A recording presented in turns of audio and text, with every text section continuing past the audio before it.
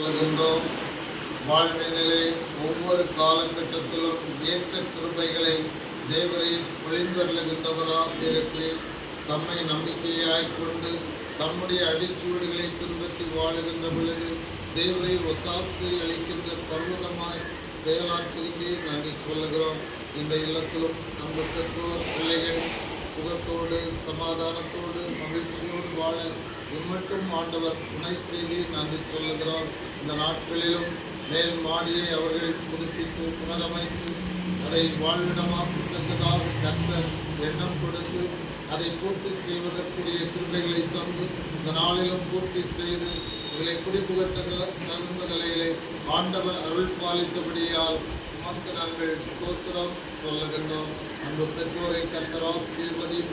மென்மேலும் தெய்வீக விசுவாசத்தோடு தெய்வீக பயத்தோடு நல்ல முறையில் குடும்ப வாழ்வை கட்டி எழுப்பத்தக்கதான கிருபைகளை தருவீராக.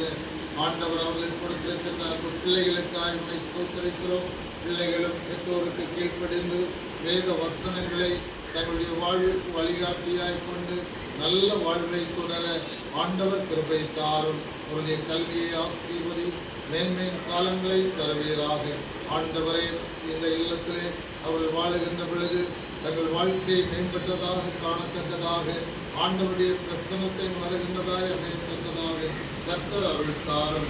இந்த இல்லத்தில் இருந்த தம்முடைய பிள்ளைகள் ஆண்டவரை நோக்கி பிரித்து பாடுகின்ற பொழுது செபிக்கின்ற பொழுது இந்த செவிகள் அவர்களுக்கு சாய்ந்திருக்க வேண்டுமாய் செபிக்கிறோம். புதிய சத்தங்களை அங்கீகரித்து நம்முடைய பிள்ளைகளுடைய வேண்டுதல்களுக்கு ஆண்டவர் ஏற்ற பலன்களை நல்க வேண்டுமாய் செபிக்கின்றோம். ஒவ்வொரு நாளும் கர்த்தர் எங்களோடு கூட வாசம் பண்ணுகிறார்.